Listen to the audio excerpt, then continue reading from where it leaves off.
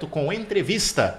Nós temos a honra de receber aqui ele mais uma vez, ele que já foi nosso entrevistado por várias vezes, o deputado federal Dr. Luiz Ovando. Dr. Luiz Ovando, ele que é um dos grandes nomes da política em Mato Grosso do Sul, é protagonista do cenário político em nossa região, vai falar conosco sobre investimentos, sobre verbas, mas também nada mais, nada menos do que falar do que tem acontecido, né, nos últimos dias, né, doutor Ovando? Nós vimos aí o que tem acontecido, até queria que o senhor comentasse como um dos nomes da direita aqui do nosso estado, tudo que tem acontecido em relação ao ex-presidente Bolsonaro, a movimentação da oposição. Muito bom dia, é um prazer novamente falar com o senhor aqui em nome da Caçula FM no Hora da Notícia. Bom dia, Rafael. Satisfação falar com os ouvintes da Rádio Caçula, desse programa fantástico, é a Hora da Notícia. Dizer para vocês que nós estamos aí acompanhando, sentindo, participando também, né, das decisões ali na Câmara Federal, mas que até o momento, infelizmente, ainda não conseguimos aquilo que verdadeiramente nós almejamos, que é pautar aqueles dois.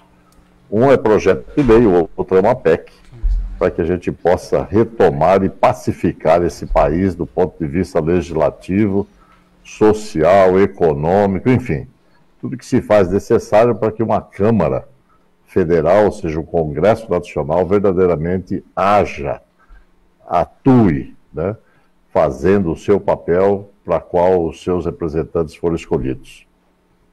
Doutor Ovando, nós precisamos falar, né, começar a falar desse assunto, porque infelizmente nós temos visto o que tem acontecido em Brasília, né, nos últimos dias.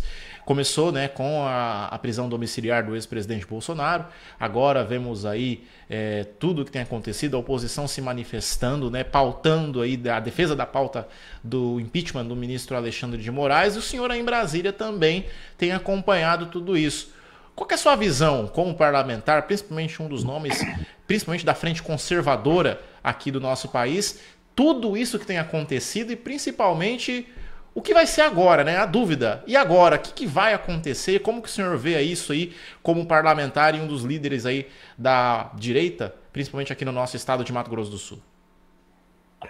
Rafael, você disse bem, né? Conservador é aquele indivíduo que preserva as funções institucionais. E nós não podemos abrir mão disso. O que está acontecendo, infelizmente? Né? O pessoal concentra muita solicitação em cima do ex-presidente Jair Bolsonaro. O ex-presidente Jair Bolsonaro hoje é um cidadão que está exposto, né, a um processo de vingança, não de justiça. Então a gente precisa esclarecer bem isso. Na condição de conservador, eu prezo pela justiça. Mas o que nós estamos vendo? Nós estamos vendo um ministro do STF, um entre os 11, tomando as decisões e passando por cima de todos os preceitos de justiça jurídicos. Por quê? Porque, na verdade, essa prisão domiciliar, o ex-presidente Jair Bolsonaro, ele está sendo alvo de um processo de vingança, mas não de justiça. Ele não foi condenado, né? Não há ainda, está na fase de inquérito, ele não poderia estar recebendo prisão, ou seja, sentença de prisão domiciliar. Qual é a justificativa disso? Não há, né? Simplesmente porque se manifesta, porque está atuando e dificultando, ele não tem, nenhum inquérito dele tem prejuízo no que diz respeito a uma manifestação de agradecimento, de posicionamento diante as manifestações de populares. Então, na verdade, o que a gente percebe é que o ministro Alexandre de Moraes, ele passa por cima, inclusive, da PGR.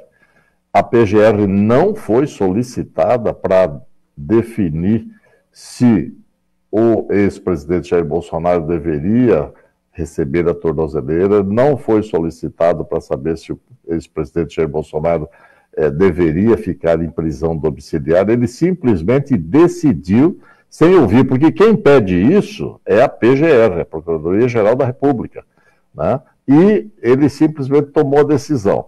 E claro, e aí a gente vai olhando, né, no retrospecto, aquilo que vem acontecendo. Ele toma as decisões das formas mais tirânicas e absolutistas possíveis. E isso fez com que né, os oposicionistas ao governo atual, que nada mais é do que um consórcio entre STF e Executivo, né, se manifestasse, se posicionasse e se colocasse na posição de obstrução dos trabalhos ali na Câmara Federal e no Senado. Então nós estamos agora aguardando, né, que o presidente da casa, o presidente Hugo Mota, venha de uma forma sensata colocar em discussão aquilo que deve ser discutido. Primeiro é o PL da anistia, que tudo isso que aconteceu aí é fruto de um processo de absolutismo do STF. E isso não pode funcionar dessa maneira.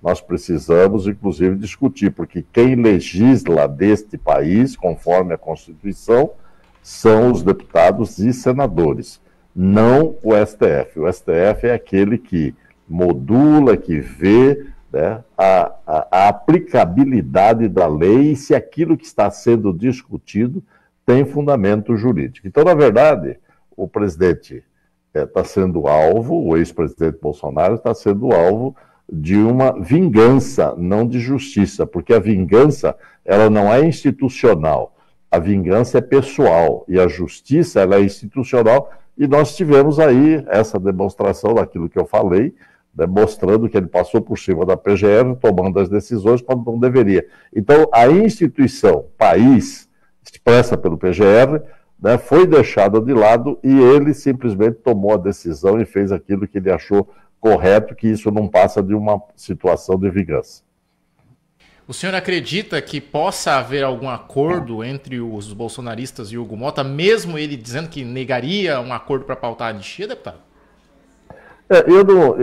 Eu vou ser claro para você, eu não diria bolsonaristas, porque isso daí ele caracteriza uma situação e a esquerda tem tentado denegrir o alerta que nós temos feito, que é exatamente o alerta de resgate da justiça, né, neste país. Eu diria para você que nós precisamos, e aí não é só o pessoal do PL, o pessoal do PL tem enfatizado que o ex-presidente Jair Bolsonaro tem sido vítima de injustiça e vingança. E nós queremos resgatar a justiça, nós queremos, inclusive, discutir a questão da anistia desse país. Porque, na verdade, o que houve foi uma decisão de vingança diante uma narrativa de golpe que não houve golpe. Isso não houve, eu sempre insisto nisso. Aqueles que se apresentaram ali no dia 8 de janeiro de 2023, eles estavam ali protestando, né? E o protesto, a manifestação da insatisfação, ela é livre, conforme a nossa Constituição. E, na verdade, não houve golpe. Houve depredação de determinadas áreas. Houve prejuízo do erário. Então, nós precisamos separar muito bem. Aqueles que causaram dano devem ser julgados, mas aqueles que estavam simplesmente passando por ali, participando da manifestação, não há motivo para receberem 15, 16, 8, 17 anos de prisão. Então, isso aí nada mais é do que vingança. Está querendo se justificar uma ação para chegar exatamente no objeto do seu desafeto, que é Jair Bolsonaro. Mas aqui, antes de Jair Bolsonaro, nós precisamos resgatar a justiça. E a manifestação dos deputados, que não são só do PL, tem muitos do PP, grande parte do PP, grande parte dos republicanos, do Novo, né, buscando o resgate da justiça, que infelizmente o STF jogou na lata do lixo. Todos os princípios jurídicos anteriores, simplesmente liberando, né, um condenado que havia sido condenado em 2, 3 instâncias, sem nenhum questionamento, com todo o direito de defesa, mas que assim não foi feito, porque eles realmente não tinham o que defender. E aí eles simplesmente liberam, passam por cima da própria decisão do STF, né, deixando de lado aquilo que havia sido decidido pelas 3 instâncias anteriores.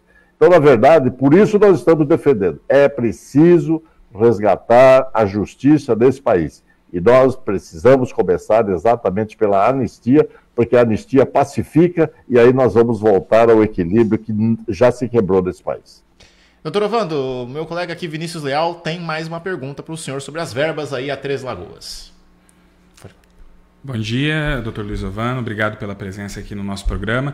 A gente tem acesso aqui a informações sobre os recursos que foram encaminhados, recursos da saúde, né, que chegam aí num total de 6 milhões de reais para a saúde de Três Lagoas. Foram 300 mil reais em aquisições de veículos adaptados, mais de 3 milhões em estruturas de redes de serviço do Sistema Único de Saúde, mais $500 mil em combate à Covid, e também temos para esporte e lazer, e também a implementação do projeto Brasil em Campo e a reforma do ginásio de esportes Cacilda Acre Rocha. Eu gostaria que o senhor falasse um pouco sobre como é o cenário da saúde aqui do Mato Grosso do Sul, principalmente aqui para a região da Costa Leste. A gente sabe que para o restante do Brasil, a gente aqui no Mato Grosso do Sul ainda é um pouco privilegiado quando se fala na questão da saúde pública, mas temos os nossos problemas, e eu gostaria que o senhor falasse um pouco sobre esse cenário. O que a gente ainda precisa muito avançar e quais foram as coisas que a gente também já ganhou um bom avanço aqui na nossa saúde pública. Vinícius, obrigado pela pergunta e pela colocação. Você já falou praticamente tudo aí para os nossos ouvintes, mas é bom a gente enfatizar que nós designamos aí em torno, no mandato, né, no nosso mandato, ao longo desses 2 anos do primeiro e segundo mandato, em torno de 6 bilhões. E 3 milhões e 600 mil para a estruturação da rede de serviços do Sistema Único de Saúde. Quer dizer, é aquela coisa que o pessoal sempre pede, então, mas principalmente para o Hospital Auxiliadora, né? Que a Daniele, que é uma extremamente diligente no cuidado com os recursos, e toda a diretoria do Hospital Auxiliadora, nós queremos aqui mandar uma saudação para eles lá, que eles são muito zelosos, preocupados, e esse hospital realmente faz a diferença aí em Três Lagoas. Agora, o que acontece, Vinícius, no país todo, nós temos tido problemas com a saúde, principalmente a saúde pública, né? E isso acontece, infelizmente, em decorrência da atenção primária de saúde. Nós não temos resolvido as questões da atenção primária de saúde. Aqui em Mato Grosso do Sul, e o que acontece aqui, acontece no Brasil inteiro. Aqui um pouquinho melhor, como você disse, a gente tem privilégios, porque ainda nós temos uma população relativamente pequena e uma área geográfica, né, com densidade demográfica pequena também. Então, a carga não é tão grande, mas o que acontece, infelizmente, é que os médicos que estão sendo formados hoje, eles não estão acostumados a resolver problemas simplesmente da relação médico-paciente. É sempre preciso estar pedindo exames, encaminhando, enfim, e isso tem gerado problemas e gastos desnecessários, com prejuízos significativos para o erário. Então nós precisamos estar atentos para isso, nós temos levantado essa bandeira, nós temos pedido, temos falado, que a gente quer participar da condição de reciclagem dos médicos que estão na linha de frente, principalmente em relação à atenção primária de saúde, ou seja, atenção básica. Aquele indivíduo que chega com a pressão alta, que tem diabetes, que tem tontura, que tem dor na perna, que tosse, e lamentavelmente nós temos muito encaminhamento. Aqui em Mato Grosso do Sul nós temos chegado a nível de 27 mil quilômetros por semana numa cidade só. Isso é demais. É desperdício de dinheiro e protelação de diagnóstico. Mas isso tem jeito. Basta que os secretários das cidades se conscientizem, secretário de saúde das cidades, né, se conscientizem, e também, juntamente com o secretário de saúde do estado, precisa haver reciclagem de médicos e envolver mais a atenção primária e a atenção básica, para que a gente evite esse encaminhamento e esse excesso de exames que tem acontecido, infelizmente. Doutor Ovando, nós tínhamos mais perguntas para fazer para o senhor, mas nosso tempo hoje está muito curto. Queria agradecer ao senhor mais uma vez em meu nome, em nome do Vinícius Leal, em nome da Toninha Campos, do Fábio Campos, que estão acompanhando, e mandar um abraço ao senhor. Nosso muito obrigado por ter falado com a Caçuda FM com Hora da Notícia. É sempre uma honra recebê-lo, e vamos aguardar que a situação, né, mude aí e que podemos trazer boas notícias, quem sabe, futuramente, em relação à política em nosso país. Muito obrigado por ter falado conosco. Vinícius, eu que agradeço, desculpa aí, infelizmente a culpa não foi nossa, né, a questão de a gente começar atrasado. Sim. Mandar aí um abraço para a Toninha, para o Fábio, para você e para o Vinícius, e para todos os ouvintes da Caçula e essa fantástica cidade de Três Lagoas, que sempre nos recebeu e sempre nos acolheu. Um grande abraço, estamos à disposição. Nós também estamos à disposição, muito obrigado. Nós conversamos aí com o Dr. Luiz Ovando, deputado federal aqui por Mato Grosso do Sul. Realmente aí muito importante a fala dele aqui em nosso programa.